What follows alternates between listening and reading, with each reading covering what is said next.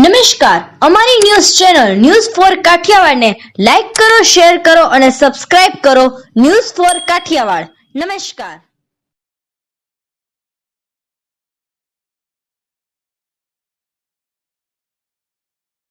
જૂનાગઢનો મયારામ આશ્રમ હાલ પૂર્વ મેયરને ટ્રસ્ટી બનાવાયા અંગેની પ્રક્રિયાને લઈ ચર્ચાનો વિષય બનેલ છે. ત્યારે આજે આશ્રમના ટ્રસ્ટી હસમુખ ત્રિવેદી દ્વારા જણાવવામાં આવ્યું હતું કે પૂર્વ ડેપ્યુટી મેયરને નિયમ મુજબ જ ટ્રસ્ટમાં લેવાયા છે અને આચાર્ય ટ્રસ્ટી દ્વારા લગાવાયા તમામ આક્ષેપોને પાયાવિહોણા ગણાવ્યા હતા. તાજેતરમાં મયારામ આશ્રમના આચાર્ય ટ્રસ્ટી તુલસીદાસ બાપુએ આક્ષેપ કરેલ કે પૂર્વ ડેપ્યુટી મેયર ગિરીશ કોટેચાને ગેરકાયદેસર રીતે ટ્રસ્ટી તરીકે નિમાયા છે. જે અનુસંધાને આજે આશ્રમના અન્ય એક ટ્રસ્ટી હસમુખ ત્રિવેદીએ સ્પષ્ટતા કરી હતી કે 8 માંથી 5 ટ્રસ્ટીઓની સહમતિ અને ચેરિટી કમિશનરની હાજરીમાં પૂર્વ ડેપ્યુટી ગિરીશ કોટેચાને ટ્રસ્ટી તરીકે નિમવાની કામગીરી નિયમ મુજબ કરાય છે. વધુમાં આચાર્ય ટ્રસ્ટી દ્વારા લગાડવામાં આવેલ આક્ષેપોને તેઓએ પાયાવિહોણા ગણાવ્યા હતા. ઉપરાંત તેઓએ જણાવ્યું હતું કે આશ્રમમાં જે કોઈ બહાર ગામથી વિદ્યાર્થીઓ અહીં રહે છે તેમની પાસે ન્યૂનતમ ભાડું લેવાય છે અને તે રકમનો ગૌશાળાની દેખરેખ માટે ઉપયોગ કરાય છે. તેઓએ જણાવેલ કે આશ્રમમાં અનાથ વિદ્યાર્થીઓ પાસે કોઈ ફી વસૂલવામાં આવતી નથી. હાલ આશ્રમની મુખ્ય ઓફિસને તાળું મરાયું હોય ત્યારે આ ચાવી હાલ કોની પાસે છે તેની કોઈ જાણ નહીં હોવાથી ટ્રસ્ટીઓએ ઓફિસનું તાળું તોડવાનું નક્કી કરેલ હોવાનું હસમુખ ત્રિવેદીએ જણાવ્યું હતું.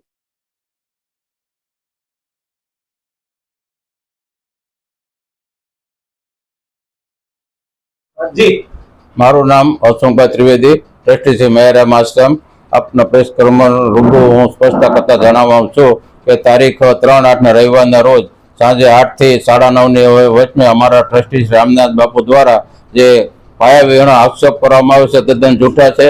गिरीशभाई मान्य डेप्यूटी मेयर श्रीने कायदेसर लेवामां आवेल छे. 8 માંથી 5 ટ્રસ્ટીને બહુમતીથી પુરવાર થઈ માન્ય ચેરિટી કમિશનર સાહેબે મંજૂર કરેલ છે. જેમાં કોઈ બિનકાર્યક ઠોકી બિહારીને બિનકાયદેસર લીધા જેવું કોઈ બન્યું જ નથી. એ સિવાય જે આક્ષેપો કરે છે વિદ્યાર્થીના પૈસા લેવાના, એ તો વર્ષોથી લેવામાં આવે છે. ગૌશાળા સાથોસાથ નિભાવવી પડે છે એટલે લે છે. અનાથ વિદ્યાર્થીઓને જે અભિરામ બાપુનો હેતુ હતો એ મુજબ અમે અનાથ વિદ્યાર્થીઓને ફ્રીમાં રાખી છે. અને જે સક્ષમ હોય ખેતીવાડી વાળા તૈયારીઓ માટે આવતો એની પાસેથી મહત્તમ ઓછામાં ઓછી 2,500-3,000 માસિક ફી લઈ છે. મહિનો રહેવો તેવી રીતે બાકી વહી જવાનું છૂટથી. એ તાળું અત્યારે લાગેલું છે હાલમાં, એની ખોલાવવાની પ્રોસિજર ચાલુ છે. પણ તે દી રાત્રે રવિવારે આચાર્ય ટ્રસ્ટી શ્રી રૂબરૂ આવેલ હતા. અત્યારે શ્રી તુલસીદાસજી બાપુ એઓને અભિરામ બાપુ કુદરતી રીતે ગમે રીતે ભેગા થઈ ગયા મને ખ્યાલ નથી, પણ આચાર્ય ટ્રસ્ટી રામનાથ બાપુ અને અમારા ટ્રસ્ટી કાંતિભાઈ ત્રણેય ઓફિસમાં આવેલ અને પત્રકાર પરિષદને બોલાવેલ. અને આચાર્ય ટ્રસ્ટી છે એ અન્ય અમારા સેવક સાથે 8:30 વાગે સંસ્થાની બહાર વયા ગયેલ હતા. એટલે પાછળ રામનારાયણ બાપુ અને બીજા 2 માણસો હતા તેઓ દ્વારા તાળું મારી અને ચાવી લઈને જતા રહેલ છે. આજની તારીખે અમને ચાવીનો પત્તો લાગેલ નથી. આગળ હવે અમારા ટ્રસ્ટીઓ દ્વારા નક્કી થયું છે, અમારા 4-5 ટ્રસ્ટીઓ, કે આપણે અમે જવાબદારી છે અમે રૂબરૂમાં ચાવીવાળાને બોલાવીને તાળું ખોલી નાખો, પછી જે પ્રોસિજર થાય એને આપણે કાયદાકીય લડત આપશું. જી મનસુખભાઈ, આપણે જે વિવાદ અત્યારે મયારામ આશ્રમનો ચાલે છે શું છે? હું ટ્રસ્ટી મનસુખભાઈ વાજા નામ છે અને મયારામદાસજી આશ્રમનું ટ્રસ્ટી છું. છેલ્લા 12 વર્ષથી હું ટ્રસ્ટી તરીકે મારી સેવા આપું છું.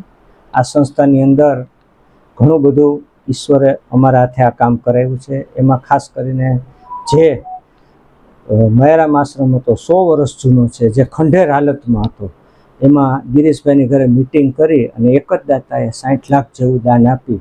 એ પણ અમે દાન અડ્યા નથી, એના 30 માણસો સુરતથી આવ્યા અને આખું નવું ભવન બનાવી દીધું છોકરાઓને સારી રીતે રહેવા માટે.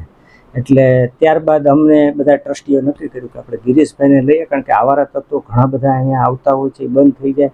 પછી અમે તનસુગીરી બાપુ કે જે અંબાજીના મહંત હતા એને ત્યાં અમે મિટિંગ રાખેલી. એમાં 8 ટ્રસ્ટીઓ હાજર હતા. એમાં 3 જણાએ વિરોધ કર્યો અને 5 જણાએ હા પાડી. એટલે 5 જણાની હાથથી ચેરિટી કમિશનમાં અમે અરજી કરીને મંજૂરી મેળવી. એમાં ચેરિટી કમિશનરે અમને મંજૂરી આપી. એમાં કોઈ વસ્તુ ખોટી થઈ નથી, વ્યવસ્થિત ચાલે છે. આજે શિવ મંદિર બનાવ્યું, 11 લાખ રૂપિયાનું એક જ ચંદ્રિકાબેન જોશી તરફથી મળ્યા. ગૌશાળાનું નવી આખી ભવન બનાવ્યું, ઉપરનું બનાવ્યું. હાલ વિવાદ શું છે? અત્યારે વિવાદ એવો છે કે રામનારાયણ બાપુ અને બીજા જે છે એની સાથે ટ્રસ્ટી કાંતિભાઈ એ આવી અને 2 દિવસ પહેલા આવ્યા હતા અને તાળું મારીને વયા ગયા. એટલે આવું ન કરાય, કારણ કે આ બાળકો પાસે ફીના 2000 રૂપિયા, અનાથ બાળકો પાસે કોઈ જાતનો ચાર્જ લેવામાં આવતો નથી, પણ જે ભણતા હોય સુખી સંપન્ન એની પાસે 2000 રૂપિયા, 2000 રૂપિયામાં સવારે ચા પાણી નાસ્તો, બપોરે જમવાનું, સાંજે જમવાનું. વિચાર કરો કે 2000 રૂપિયામાં આખા મહિનામાં આજે અમારે 25,000 તો લાઇટ બિલ આવે છે. આગળ શું કરશે?